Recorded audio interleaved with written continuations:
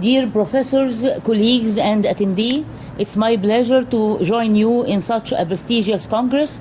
I hope that you are enjoying listening to such interesting talks from distinguished speakers.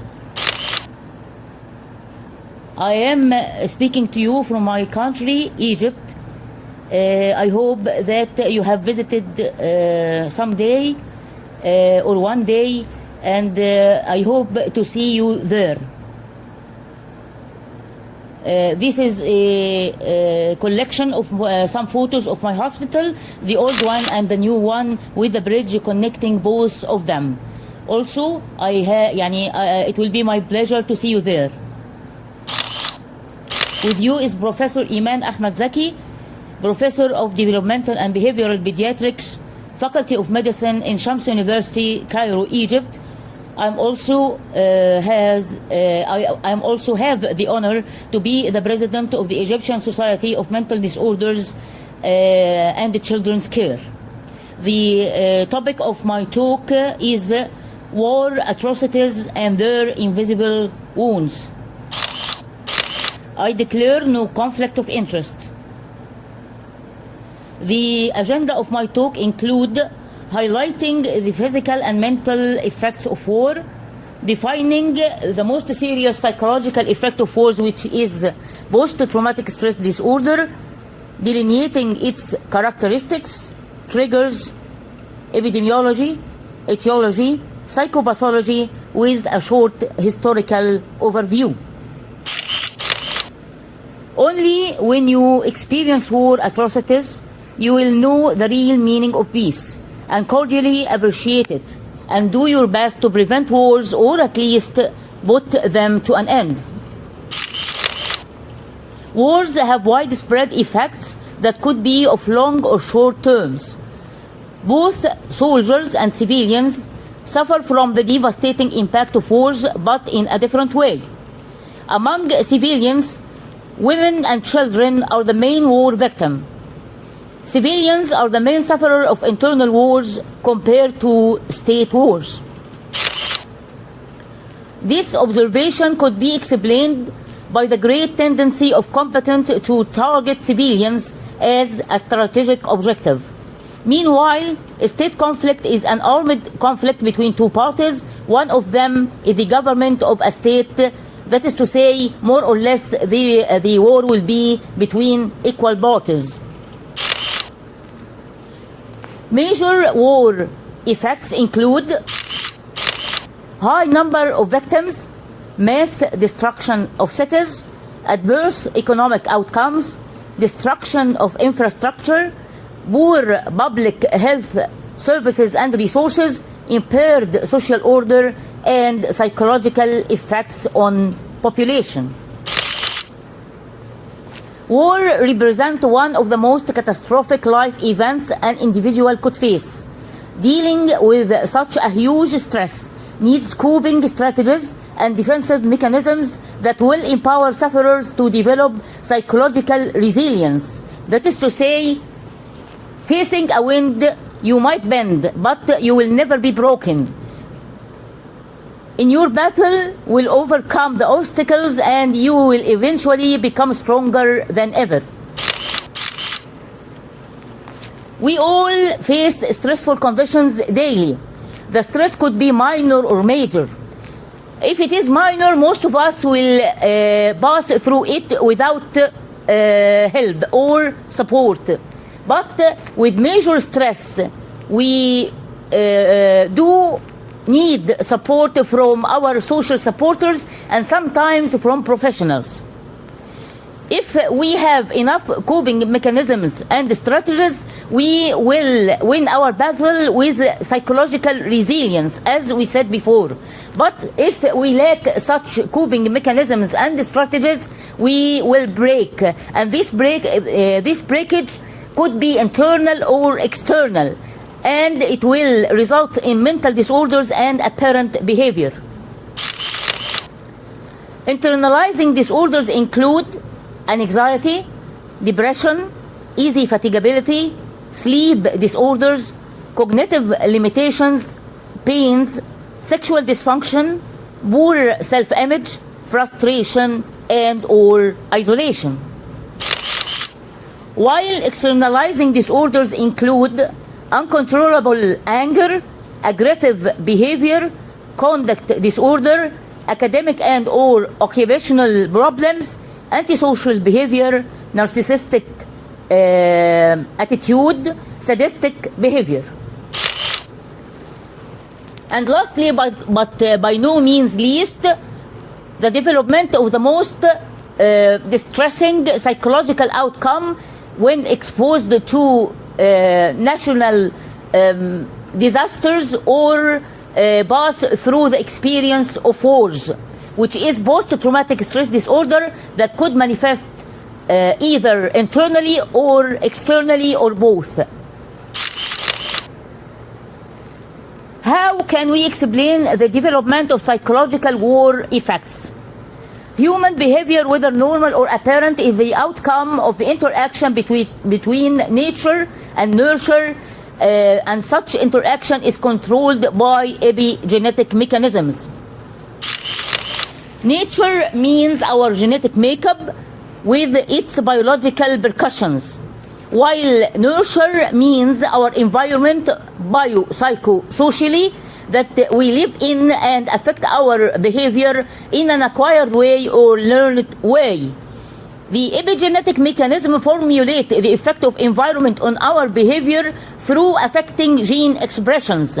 It will enhance or inhibit certain gene expression by affecting methylation of DNA, histone modification, and certain mRNAs. Such modulation is a change of gene expression, but not the gene sequence, that is to say, in a non-mutational way. What is post-traumatic stress disorder, which is the most distressing psychological disorder occurs due to war or other disasters? It is a mental health condition that develops in response to experiencing or witnessing a distressing event involving the threat of death or extreme bodily harm. It is characterized by vivid, intrusive memories of the precipitating event, hypervigilance and hyperreactivity to possible threats, nightmares, and mood disturbances. Sufferers usually report feeling anxious or scared even in the absence of danger, as if it could strike at any time. It looks like that the normal stress response is locked into permanent override. Sufferers find it difficult to function normally in everyday life, and this is a crucial point to differentiate between our response to any stress, which is a feature of any normal human being, and the development of post-traumatic stress disorder that will need help from our psychological network as well as professionals. Post-traumatic stress disorder is a very distressing disorder that impacts the spirit, soul, mind, emotions, memories, and all body functions in a very, very drastic way. Its characteristics include vivid memories of the accident or the event, nightmares, and anxiety-like symptoms, hypervigilance, hyperreactivity, mood swings, emotional numbness or dysphoria, anger or aggression. So it could manifest itself internally or externally. Historically, post-traumatic stress disorder has likely existed through human history.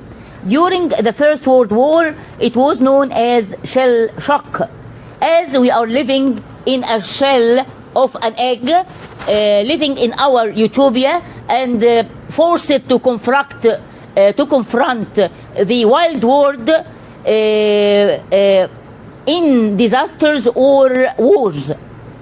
It was then officially recognized as mental health state that protect a person from further experience of danger, but this was a misconcept because It is a distressing disorder that needs to raise awareness about and let the sufferers seek medical advice or professional advice to overcome its sequelae.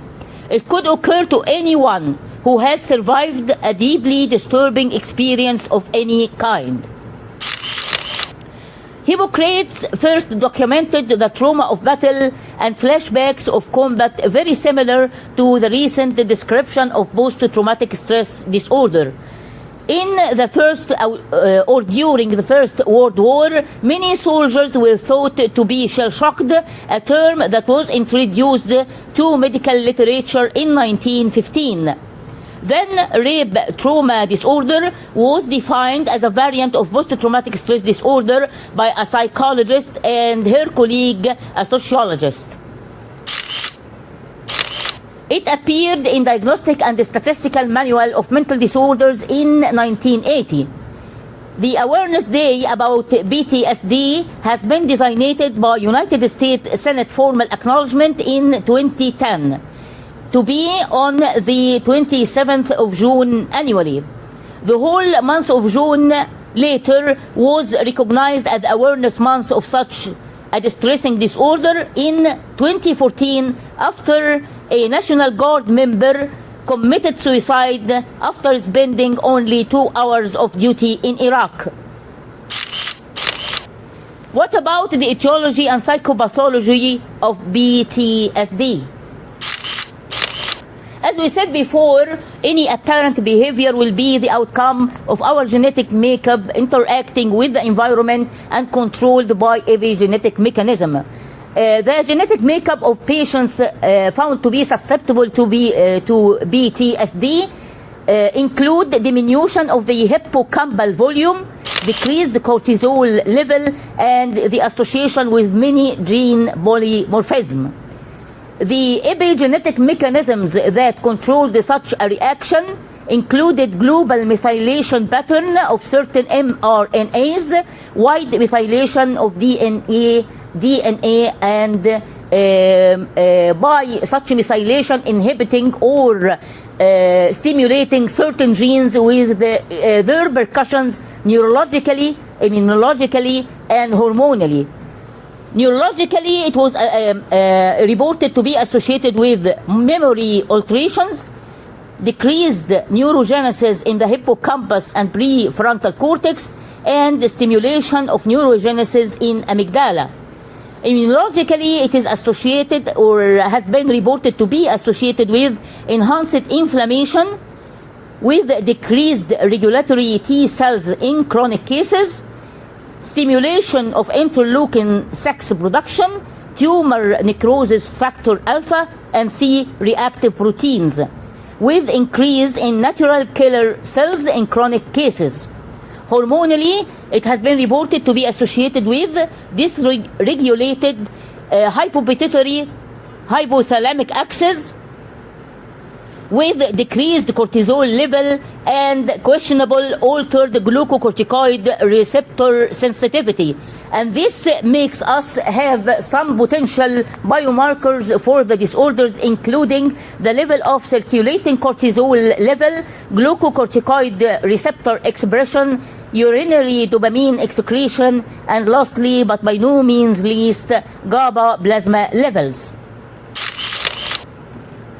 Triggers or environmental factors that could precipitate post-traumatic stress disorder include sexual assault, military combat, violent accidents, physical violence, natural disasters, bullying and harassment, loss of beloved ones. The triggers could be one distressing incident or a series of incidents occurring over a period of time. What about the pathophysiology of PTSD? Humans naturally feel fear when they perceive danger. Fear triggers split-second physical and mental reactions in the body to prepare it to avoid or defend the danger. The fight or flight response. Prolonged exposure to danger can leave a person can leave a person with PTSD, a lasting stress of fear even when they are safe. The involved brain regions include parietal lobes, which are concerned with integration of information between areas upon receiving the sensory input from the whole body. The amygdala, that is responsible for evaluation of the incoming information for emotional significance, activated when people are exposed to trauma triggers. Hippocampus, that creates a cognitive map that allows the categorization of experience in our memory and its recall. The corpus callosum, that is responsible for integration of emotional and cognitive aspects of our experience. This diagram represents the most important areas involved in the development of post-traumatic stress disorder and shows that there will be inhibition of the prefrontal cortex and its neurogenesis, hippocampus and its neurogenesis and hence its volume, and stimulation of the amygdala. This will be followed by unprocessed memories in susceptible persons with flashbacks and nightmares, negative beliefs about their trauma and consequences, and this will lead to poor self-image with guilt sensation and being hopeless, helpless, and worthless. This will be followed by coping mechanisms and defensive strategies, but if they are inefficient, the patient or the susceptible person will prefer avoidance of people, places, thoughts, memories, and feelings that will remind him of the incident. But this could be helpful for the short time policies, but for the long time policies, it will stop patients from recovering. How common is PTSD and who will be affected? It is a complicated disorder and difficult condition that is often dismissed or undiagnosed. It is claimed that about more than 5 million adults will suffer it at a point of time in the United States.